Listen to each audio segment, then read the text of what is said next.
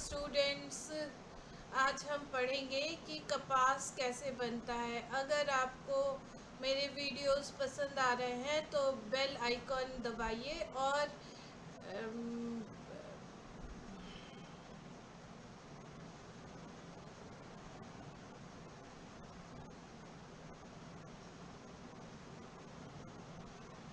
Hello students, आज हम कपास के बनने की प्रक्रिया को पढ़ेंगे। अगर आपको मेरे वीडियोस पसंद आ रहे हैं तो बेल आइकन में दबाइए और कमेंट में लिखिए आपको किस टॉपिक पर और आगे की वीडियोस चाहिए। ठीक है, तो चलिए आज हम कपास के बनने की cotton manufacturing process from field to fabric, मतलब ये खेत से और कपड़े तक कैसे ये प्रक्रिया होती है उसको हम पढ़ेंगे। ठीक है, तो पहला जो है इसमें है दैट इज़ हार्वेस्टिंग, कपास की कटाई या खेती, उसे हम पिकिंग कहते हैं। ठीक है, हम इसको हाथ से भी तोड़ सकते हैं। ये देखिए, ये कॉटन बॉल्स है और ये व्यक्ति इस पिक्चर में ये कॉटन बॉल्स को हाथ से तोड़ रहा है, या हम इसको मशीनों से भी तोड़ सकते हैं। Cotton balls are harvested from the field either manually by hand और by using mechanical cotton pickers. ठीक है, खेतों से कपास के डोंडों को या तो हाथों से चुना जाता है या फिर आधुनिक कटाई मशीन की मदद से काट लिया जाता है। तो पहला स्टेप क्या है? हार्वेस्टिंग या पिकिंग। ठीक है, नेक्स्ट है आपका जिनिंग। जिनिंग में हम क्या करते हैं? The harvested cotton contain seeds and debris. ठीक है, इसमें बेसिकली कच्चे कपास में बीज और कचरा होता है। जिनिंग मिल में मशीनों द्वारा कपास के रेशों को उनके बीजों से अलग किया जाता है। इसके बाद साफ कपास को बड़े बड़े बंडलों में बांधा जाता है, जिन्हें हम बेल्स या गांठ कहते हैं। तो ginning in the ginning mills the cotton fibres are mechanically separated from the seeds and packed into a large bundles called bales। तो ये इस तरह के बेल्स होते हैं, जो बीज होते हैं वो अलग कर दिए जाते हैं और फिर वो बेल्स या गांठें बनाकर रख दी जाती हैं। नेक्स्ट है बेलिंग के बाद आपका जो है मिलाना। ठीक है, ब्लेंडिंग। ब्लेंडिंग कई बार होता भी है, कई बार नहीं भी होता है। अगर हमें कपास में दूसरे रेशों को मिलाना होता है तो हम करते हैं ब्लेंडिंग, नहीं तो हम इस स्टेप को छोड़ देते हैं। The compressed bales are open in the textile mills. Cotton from different bales is mixed and blended together to ensure uniform quality and any remaining large threads is removed। कपड़ा मिल में पहुंचने पर इन कसी हुई गांठों को खोला जाता है। एक समान गुणवत्ता सुनिश्चित करने के लिए अलग अलग गांठों के कपास को आपस में मिलाया जाता है और बची हुई अशुद्धियों को निकाल दिया जाता है। तो ये हमारा ब्लेंडिंग प्रोसेस है। नेक्स्ट चौथा प्रोसेस है दैट इज कार्डिंग या धुनाई। धुनाई हम मैकेनिकली करते हुए, जब रजाई या गद्दे बनाने वाले को आप देखेंगे मार्केट में तो वो मैकेनिकली धुनाई करते हैं या कार्डिंग करते हैं। The blended cotton goes through a carded machine, या मशीन में कार्डिंग की जा रही है। This process separates, cleans and aligns the chaotic fabric into a parallel arrangement forming a thick untwisted rope of fiber called a sliver। तो इस stage में हम इसे स्लाइवर कहते हैं। मिले हुए कपास को धुनाई मशीन में डाला जाता है। यह मशीन उलझे हुए रेशों को साफ करती है और उन्हें एक दूसरे के समानांतर सीधा कर देती है। इस प्रक्रिया के अंत में रेशों को एक मोटी बिना ऐंठन वाली रस्सी बनती है जिसे हम स्लाइवर कहते हैं। नेक्स्ट चौथा स्टेप है that is combing. Combing basically रेशों को एक दूसरे के पैरेलल करने के लिए किया जाता है। The carded sliver is pass through a series of fine toothed combs. ठीक है, जैसे हम बालों की कंघी करते हैं और वहाँ भी हम अपने बालों को एक दूसरे के समानांतर या पैरेलल करते हैं, यहाँ भी हम रेशो को एक दूसरे के पैरेलल करेंगे, जिससे कि धागा बनाने में वो गांठ ना बने। The purpose is of this step is to remove the remaining short fibres. छोटे छोटे रेशो को हटा दिया जाता है and retains only the longest strongest cotton fibre. It also aligns them perfectly parallel. ठीक है, तो the yarn produced after this step is called combed cotton. It is much smoother, stronger, much lustrous. ठीक है, ये ज़्यादा आपको smooth होता है, ज़्यादा ताकतवर होता है और ज़्यादा चमकदार भी होता है। कार्डिंग से निकले स्लाइवर या पूनी कहते हैं हिंदी में उसको, को बहुत बारीक दांतों वाली कंघी से गुजारा जाता है। इस प्रक्रिया का मुख्य उद्देश्य छोटे तंतुओं और बची हुई बारीक अशुद्धियों को पूरी तरह से बाहर निकालना है। यह केवल लंबे और मजबूत रेशों को ही आगे जाने देते हैं। इस प्रक्रिया के बाद बनने वाले धागे को हम कॉम्ड कॉटन कहते हैं और ये धागा बहुत चिकना, चमकदार और मजबूत होता है। तो यहाँ पर आप देखिए ये दांत है और इससे ही रेशों को निकाले जा रहे हैं। नेक्स्ट प्रोसेस है छठा प्रोसेस, दैट इज खींचना और रोविंग, ड्राइंग एंड रोविंग। इसमें several slivers are combed and drawn out to make a strand more uniform. आप लोगों ने गांधी जी को सूत काटते हुए देखा होगा। आप लोगों ने गांधी जी को सूत काटते हुए देखा होगा। उसमें आप देखिए ये आपको खींच कर और धागे बनाए जाते हैं मोड़ मोड़ कर। ठीक है, इसमें दो ट्विस्ट दिए जाते हैं, एक एस ट्विस्ट और जेड ट्विस्ट। इन दोनों ट्विस्टों की वजह से धागे की के प्रॉपर्टीज पर कोई भी फर्क नहीं पड़ता है। ठीक है, तो several slivers are combined and drawn out to make the strand more uniform. This drawn sliver is then twisted slightly and reduced in size to form a thinner strand called a roving. ठीक है, कई स्लाइवर्स को एक साथ मिलाकर खींचा जाता है ताकि वे अधिक असमान हो सके।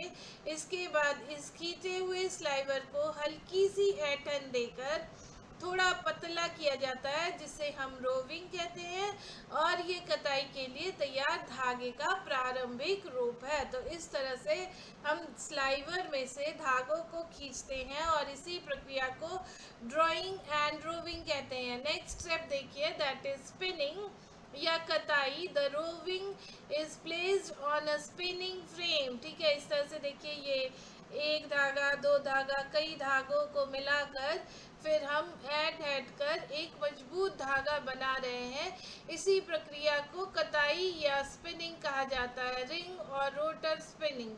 The fibres are drawn out further, twisted tightly to give more strength and wound onto bobbins or cones as finished yarn. ठीक है, रोविंग की कताई मशीन पर चढ़ाया जाता है। यहाँ रेशों को और खींचा जाता है। अब मजबूती देने के लिए इन्हें कस कर ऐंठा जाता है और फिर तैयार सूत या धागे को हम बॉबिन या कोन पर लपेट लेते हैं। तो इस तरह से धागा प्रोड्यूस होता है। ठीक है, तो हमारे पास कई एक स्पिनिंग प्रोसेस है। मैं इस पर फिर आपको एक दूसरा वीडियो बनाऊंगी, तब इसमें बताऊंगी। लेकिन यहाँ पर हम कई तरह से स्पिनिंग कर सकते हैं। ये भी आपको एग्जाम में पूछा है, that is ring spinning, rotor spinning, air jet spinning, melt spinning, wet spinning and dry spinning. ठीक है, तो बेसिकली कॉटन के रेशो को हम रिंग स्पिनिंग कर सकते हैं, रोटर स्पिनिंग कर सकते हैं, एयर जेट स्पिनिंग कर सकते हैं, जबकि हमारा मेल्ट स्पिनिंग और वेट ड्राई स्पिनिंग हम मानव निर्मित रेशों पर करते हैं। ठीक है, तो इसमें बहुत ही स्ट्रॉन्ग और फाइन धागा प्रोड्यूस किया जाता है। मैं इन स्पिनिंग प्रोसेस की एक अलग वीडियो बनाऊंगी और उसमें आप देखिएगा कि इसमें कैसे कैसे किया जाता है। नेक्स्ट आप देखिए, चलिए हम कुछ क्वेश्चंस पढ़ें। Which spinning method is most widely used to produce high quality fine and strong cotton yarns. उच्च गुणवत्ता, महीन और मजबूत सूती धागों का उत्पादन करने के लिए किस कताई विधि का सबसे व्यापक रूप से उपयोग किया जाता है? तो वो है आपका रिंग स्पिनिंग। रिंग स्पिनिंग में ही हम क्या करते हैं, ये एक traditional and most popular method of producing strong fine count yarns, although its production speed is slower than modern methods. Ring कताई जो है वो मजबूत और महीन धागे बनाने की पारंपरिक और सबसे लोकप्रिय विधि है। हालांकि इसका उत्पादन गति आधुनिक तकनीकों की तुलना में धीमी होती है। नेक्स्ट क्वेश्चन पढ़े हम। What is the mechanical process of separating cotton fibres from there seed called? कपास के रेशों को उनके बीजों से अलग करने की यांत्रिक प्रक्रिया को क्या कहा जाता है? तो उसे हम जिनिंग कहते हैं, है ना। हम जो भी सीड्स हटा रहे हैं पहले ही प्रोसेस में हटा रहे हैं, that is ginning. Ginning is a very first step after harvesting where the cotton lint is separated from the cotton seed. Ginning फसल काटने के बाद पहला कदम है जहां कपास के रेशों को कपास के बीजों से अलग की जाती है। तो ये पहला आंसर जिनिंग ही होगा। नेक्स्ट क्वेश्चन देखिए। Which process aligns cotton fibres parallel and remove short fibres to produce premium smooth yarns?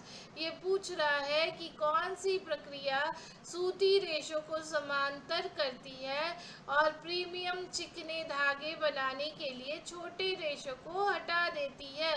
तो वो क्या है, दैट इज कॉम्बिंग, कंघी करना। इसमें ही हम छोटे रेशो को हटा देते हैं। चलिए एक्सप्लेनेशन पढ़े। तो combing is an optical process that filters out short fibers और noils and aligns long fibers resulting in high quality combed cotton. Combing एक वैकल्पिक प्रक्रिया है। अब देखिए हम अपने बालों को भी कॉम्बिंग करते हैं जिससे कि वो पैरेलल हो जाए और छोटे टूटे हुए रेशे या बाल हमारे कंघी में बाहर हो जाते हैं। तो इसे कंघी करना ही कहते हैं, जिसमें छोटे रेशों को बाहर निकाला जाता है और लंबे रेशों को एक कतार में कर दिया जाता है, जिससे उच्च गुणवत्ता वाले धागे हमें प्राप्त हो सके। नेक्स्ट क्वेश्चन देखते हैं। In cotton manufacturing, the continuous untwisted strand of loose fibers delivered by the carding machine is known as। ये पूछ रहा है कपास निर्माण में कार्डिंग मशीन द्वारा दी जाने वाली ढीली रेशों की बिना बटी हुई निरंतर पट्टी को क्या कहा जाता है? तो उसे हम स्लाइवर या पूनी कहते हैं, जो बिना मुड़ी हुई, बटी हुई मीन्स जिसको हम अभी ट्विस्ट नहीं दिए हैं। अभी हम ऊपर पढ़े थे कि दो ट्विस्ट दिया जाता है, that is S twist and Z twist, है ना। तो ट्विस्ट देने से पहले उसे क्या कहा जाता है वही पूछ रहा है, तो इसे हम स्लाइवर कहेंगे। चलिए एक्सप्लेनेशन पढ़े। तो carding converts the loose opened cotton into a rope like strand called the sliver. ठीक है, कार्डिंग प्रक्रिया खुले हुए कपास को एक रस्सी जैसी पट्टी में बदल देती है, जिसे स्लाइवर या पूनी कहा जाता है। चलिए आखिरी क्वेश्चन पढ़े। Which spinning method is highly preferred for producing coarse cotton yarns at a very high speed, commonly used for denim fabric? ये पूछ रहा है कि जो हम जीन्स का कपड़ा पहनते हैं, डेनिम फैब्रिक पहनते हैं, वो बहुत तेज़ी से गति से मोटे सूती धागे बनने के लिए किस कताई विधि को अत्यधिक पसंद किया जाता है, जिसका उपयोग आम तौर पर डेनिम के कपड़ों के लिए होता है? तो डेनिम पर मैं एक अलग वीडियो बनाऊंगी जिसमें डेनिम को कैसे कैसे प्रोसेस किया जाता है ये हम वहाँ पढ़ेंगे। लेकिन डेनिम बेसिकली कपास के कपड़ों से ही बनाई जाती है, कपास के रेशों से ही बनाई जाती है, सॉरी। तो ये जो है इसका आंसर होगा रोटर या ओपन एंड कताई। ठीक है, Rotor spinning is most faster and most economical than ring spinning, making it ideal for the coarse yarn used in denim. Rotor spinning ring spinning की तुलना में बहुत तेजी से सस्ती है, जो इसे डेनिम के उपयोग होने वाले मोटे धागे के लिए आदर्श बनाती है। Thank you.